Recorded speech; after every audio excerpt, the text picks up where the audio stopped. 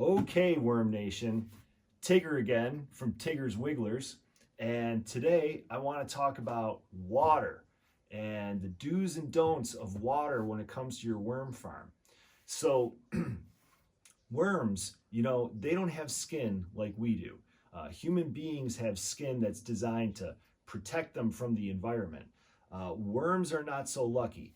Worms' skin is very sensitive, and even though worms have a layer of mucus that surrounds them, nonetheless, we've got to make sure that anything that comes in contact with our worms is not toxic whatsoever. Even sunlight can be extremely damaging to a worm. They don't have the natural defenses in their skin that people do, okay? So when it comes to water, there's a few things that we need to keep in mind. Tap water is loaded with stuff that can hurt a worm. Number one is chlorine, but there's all sorts of other stuff too. There's mercury, there's lead, there's arsenic. There's all sorts of things in tap water that can really hurt a worm. But chlorine is chiefly the one that we really need to concentrate on getting rid of. And so there's a couple of ways that we can do that. Here at Tigger's Wigglers, we use a reverse osmosis filtration system. And reverse osmosis is a great thing. It completely filters the water to the point where even if a person were to be drinking reverse osmosis water, you'd actually have to add some minerals to it, because just like distilled water, reverse osmosis water is so clean that if a person were to drink it, it would strip you of minerals. And so the worms, we don't really have the problem of being stripped with minerals. A reverse osmosis filter is a really good way to filter your water and get rid of chlorine and other impurities. But if you can't afford a reverse osmosis filter, there are some things you can do to at least get rid of your chlorine.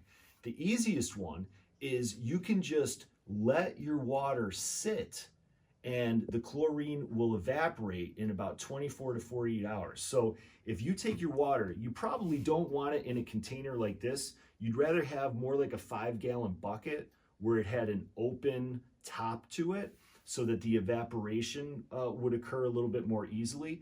But if you just let your water sit out from 24 to 48 hours, just about all of the chlorine that's contained in the tap water will actually evaporate out. So that's a really good way of getting rid of chlorine. Another thing that you can do is I have some vitamin C here. This is also called ascorbic acid. And just a tablespoon of vitamin C. And in fact, you don't even need a tablespoon. This is about, I'd say this is about 4.5 gallons of water that I have here. If I just take a half a tablespoon and I put it in the water, and you got to make sure that you shake it up real good. And,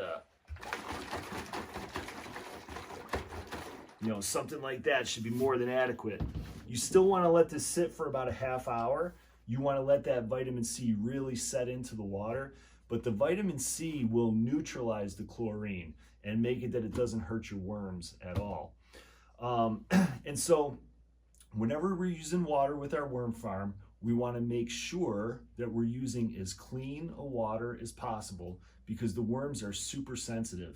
And, it's kind of a lesson to us all in the sense that, what's good for a worm, or I should say what's bad for a worm, is probably bad for everybody else too, in the sense that I kind of doubt that tap water is perfectly healthy for human beings. It's just that we have a higher tolerance for the toxins. The worms are super sensitive, and they're kind of like a canary in the coal mine. And so, if the water is not good for a worm, I think that there's a good chance that it's not good for you either. You're just not noticing as much as your worms would. But if you use tap water and it has chlorine in it, it's going to burn your worm's skin.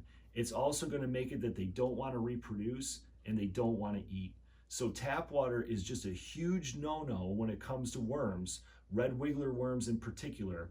And it's not hard to fix it. You either let your water sit out overnight, maybe a couple of days would be really great to evaporate that chlorine off. You can use vitamin C and just add it to your water. Or best case scenario, you're using something like a reverse osmosis filter. You can also use a different sort of filter. We outside, when we're watering our compost, we actually use something called a boogie filter.